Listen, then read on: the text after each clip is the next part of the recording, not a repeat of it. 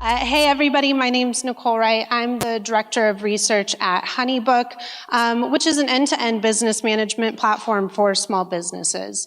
Now, I've been with HoneyBook for a little over 8 years now, and during that time, I started off as the solo researcher, so I had the opportunity to be that one person working across multiple teams and really trying to understand what did our research process look like, how did we want research to look like within the org.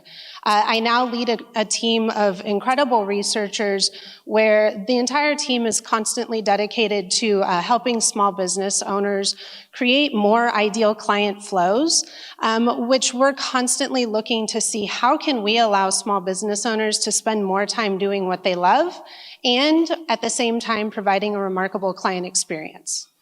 Now, before I get into what I'm going to be talking about, I wanted to introduce myself a little bit more. So as we've already established, I'm a researcher. I'm also a storyteller. I like to think that within research, we're constantly telling stories, not only of our own, but for our customers.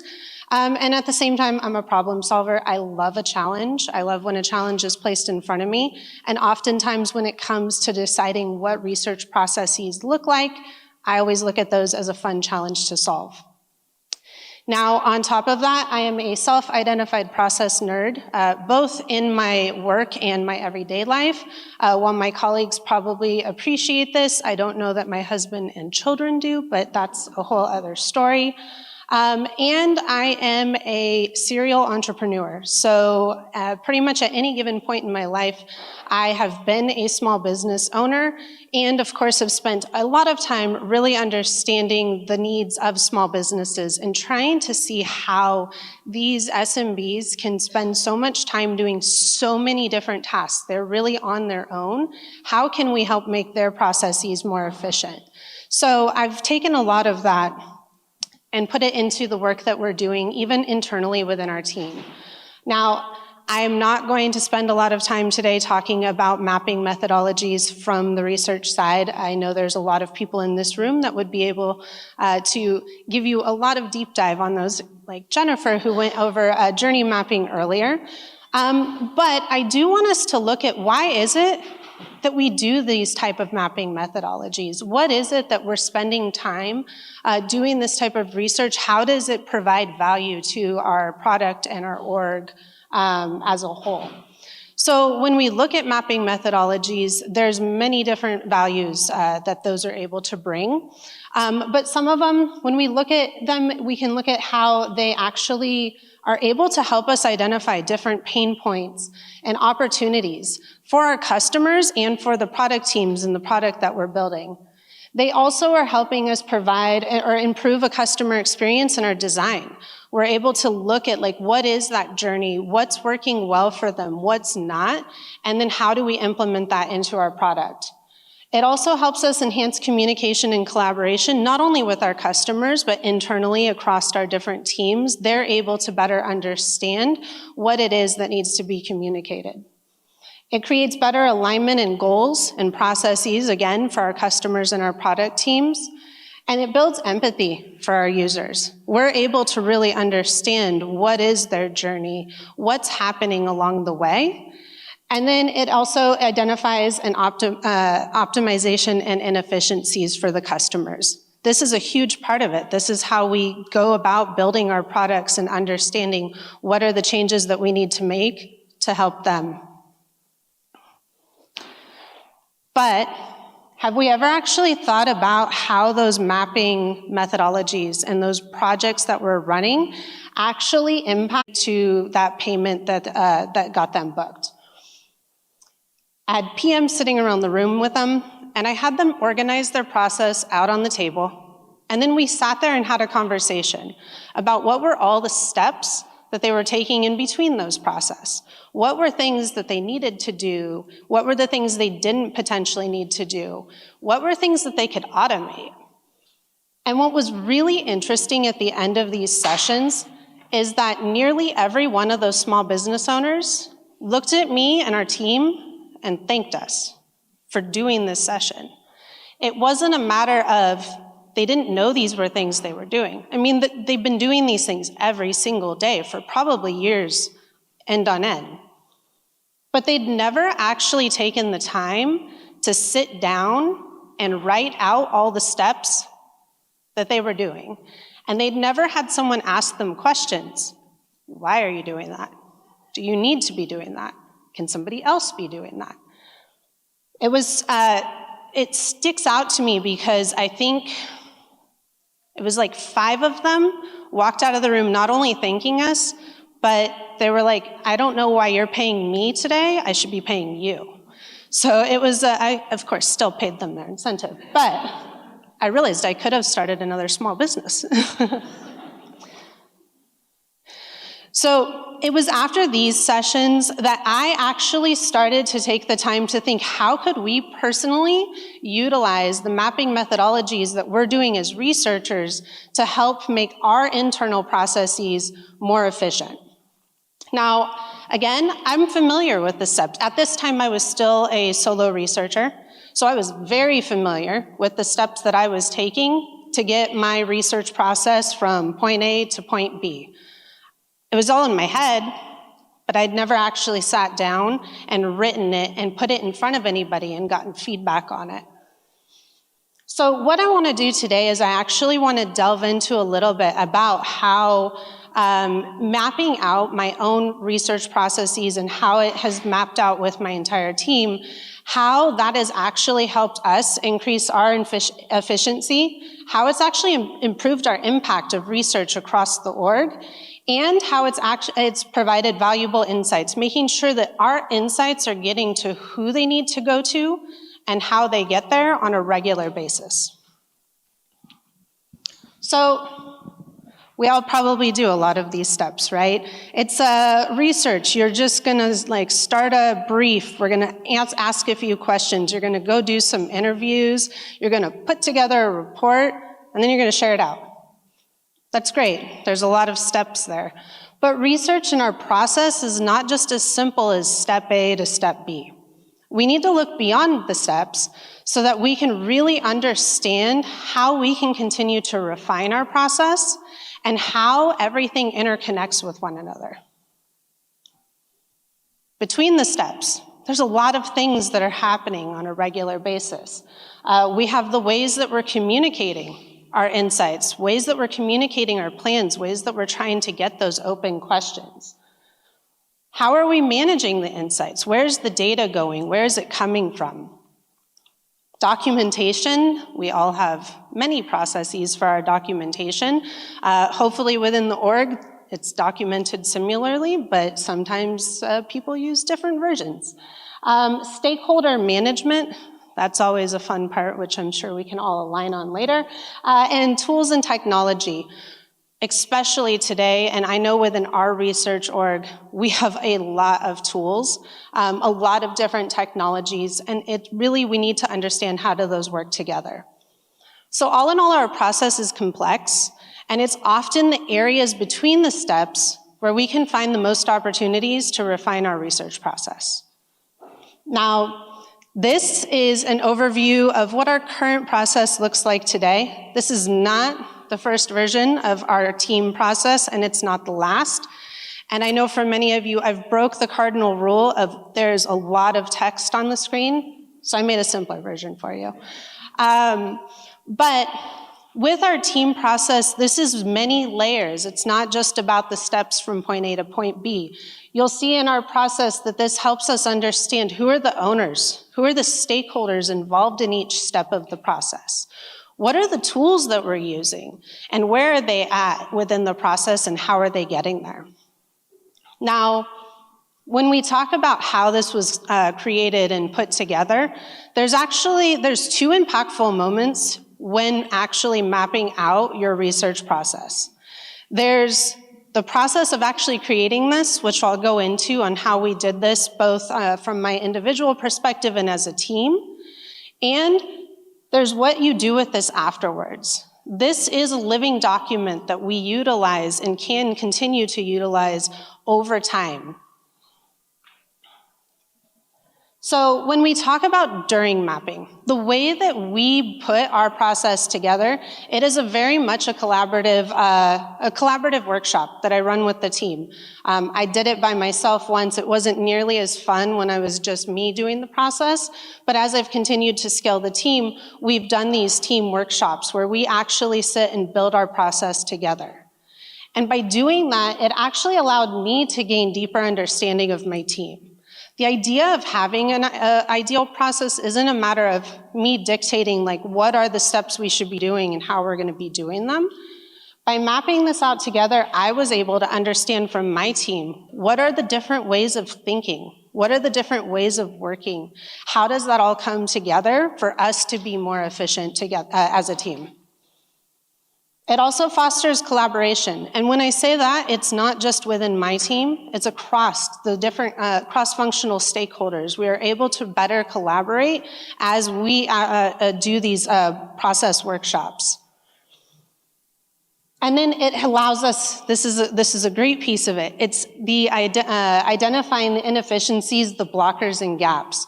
So what I think is working really well, while doing this, I'm able to better identify what's not working well. What's working well for me, but we have going on. So that is our research process.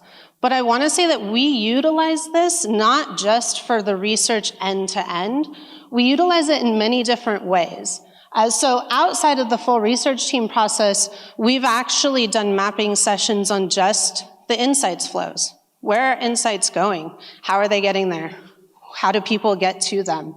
New research programs. Anytime that we're launching a new program on the team, mapping is one of the first things that we're doing internally. And then cross-functional processes. And I want to give a few examples of how some of these other workshops and sessions have gone and what the impact has been with them. So this is one of my sketches from 2018. I promise I made a much prettier version for you, but in 2018, this was right after that first set of user sessions where I walked away and I was like, I need to figure out how to use this for myself, not just for our customers. So I sat down and I started looking at where was all of our insights going? How were those insights actually getting to the PMs? Because I had come to the realization at the time it was me and a UX researcher or UX designer. I was the researcher. It was me and a UX designer, and we were getting a lot of questions across the org on how to access all of the research that we'd been doing and all the feedback that we had. So this is the prettier version. I used those, by the way, the random sketches, there's about 8 of those, and I put them in a deck, and I used them for a leadership conversation. We had our MPS, and say, Noam's not here today to say no to MPS, but we had our MPS in Delighted. So I started putting these down, and I was like, there's all of these places that we have information. And what was happening is I would log into all of those and send a report to the PM or the product designer. And customer success, they would pull feedback on a certain topic, and then they would send it. So it was a very manual process. So I realized that by bringing in one tool, which we use Enjoy HQ as our repository now, but this is actually how I got buy-in to get Enjoy HQ, we could actually take all of those insights and bring them into one place and automate a lot of that, which allowed us to, one, get the repository. It allowed us to be more efficient just in the way that we delivered our insights. And it allowed our PMs and designers to have direct access. Now today, every single person in our company has access to our repository. Of course, it's best practices, so anyone can see what the research is that we're doing. But I want to talk about another way that we've utilized these mapping to refine processes. Again, not just within the research team, we've actually utilized this cross-functionally. So a couple of years ago, the design team and the research team, we did a workshop, and we wanted to understand how it was that we were working together. And I know you can't read all the text on here, but if you look at this, the funny thing is this is 3 different groups of people's version of the same process. So we all sat together, we sat into teams, and we said, what does your process look like? And everybody, by the way, there was about 10 different groups. And the great thing about this was that we were able to see the different perspectives, one, of research to design. By the way, design skipped a lot of the research processes, and I was like, hey, don't forget us over here. So by doing this, it allowed us to actually sit together and again get perspective of what was happening cross-functionally within the design and research org. And then it allowed us to have conversations of how can we bring those things together and better collaborate and refine the process so that we're not forgetting steps and we're not forgetting perspectives. And it allowed us to have more empathy for each other's teams. I was able to see things I didn't know was happening on the design side, and they were able to see things that they didn't realize were either happening or capable on the research side. Lastly, another example of how we utilize this is anytime that we're rolling out new research programs. Now, this is a map that our Res Ops made when we were trying to figure out, we were going to start setting up discovery calls, which they were not going to be research-led calls.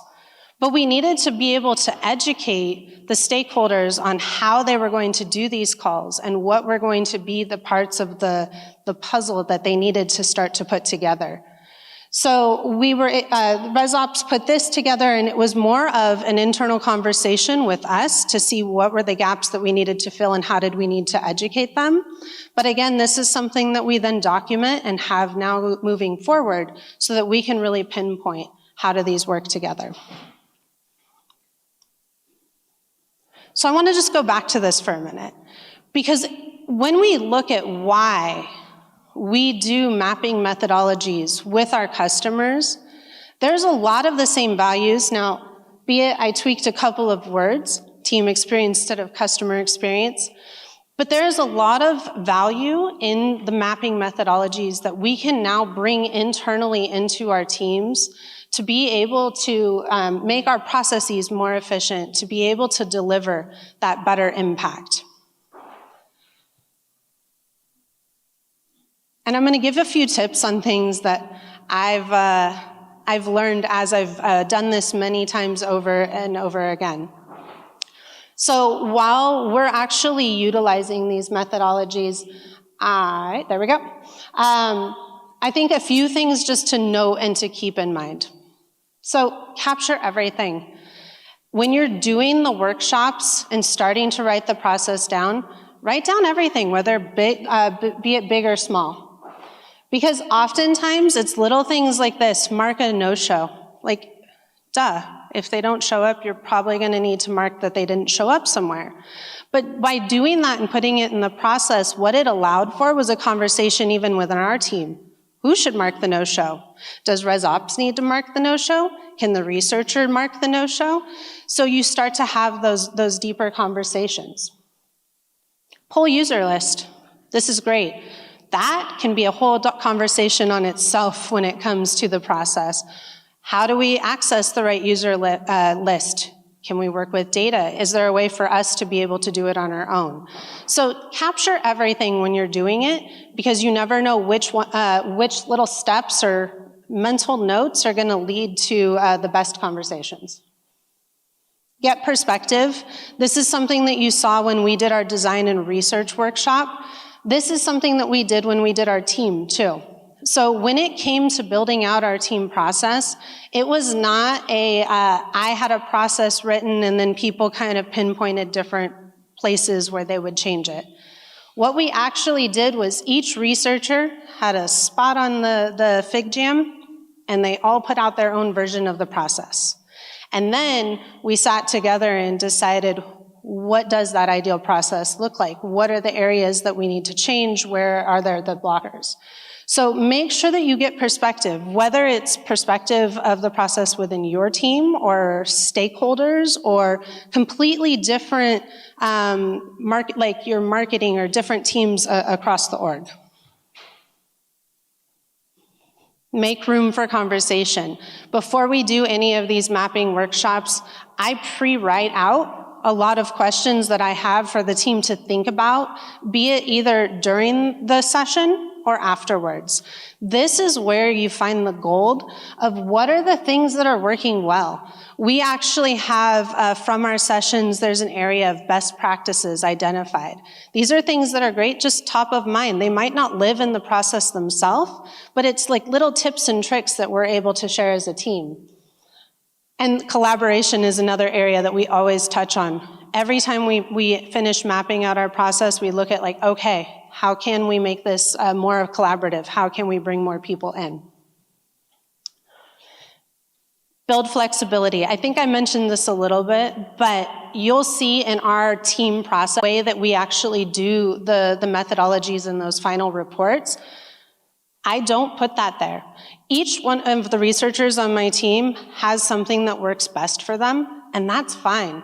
What we do put in there is the parts that we need to bring together and make sure that are the same. So for instance, I don't care where they create their report. Some of them like to do it in a deck. Some of them like to do it in Notion. But what we do care about and what is part of the process is where does it end up? Making sure that at least it gets into that final state, that's where the similarity has to take place. But the way that they actually manage their sessions and they analyze their findings, that doesn't need to be part of our process. Lastly, share, refine, reiterate. Like I said, this is our most recent version. It will not be our last. We'll continue to edit this, to look at it, to talk about it all the time. And make sure you share it. This is something that's valuable, again, not just for the research team, but this allows your org to actually see what goes into the work that you're doing and how is it getting into their hands. And then once you've done that, review and validate. Again, we like to share it across different teams. Identify improvement opportunities. So we have our early opportunities of like, how are we changing and making the process as we're doing it? But we often will write down, what are things that we want to change in the future? What are things that, hey, the next time we're doing an offsite, what should we have a conversation about again? What are the things that we want to check in on that we changed and say like, is it working? Is it not? And that's where kind of setting the priorities and plan changes. Not every change is going to happen overnight. I think we all have seen this a lot in the way that we're doing research. It's not just a matter of I have an idea and like our process changes tomorrow. So make sure that you're prioritizing what are those changes you're going to make. Implement the changes. Don't just like have the workshop and say, oh, it was really great getting your feedback. Great ideas here. And leave it at that. Don't do that. And then document and standardize. So the version you saw of our process, will tell you it's not the pretty version that ended on our last workshop. I made it prettier for you all today. But make sure that you're documenting the process, that you have it in your onboarding guide, that you've written it down somewhere. Don't leave it in a random sketch. You could start it as a random sketch. I have lots of those. But make sure that you have it documented. And don't forget to celebrate the successes. This is something, it's a really fun thing to do, and little changes can make a huge impact both on your team and your org, so make sure that you're celebrating. And lastly, I put together, if anybody wants to do a fun process exercise with your teams, I did go ahead and put together a Fig Jam or for a process mapping template for your internal teams. You are welcome to use it, play with it, and I would love to hear how it works out for you. Thank you.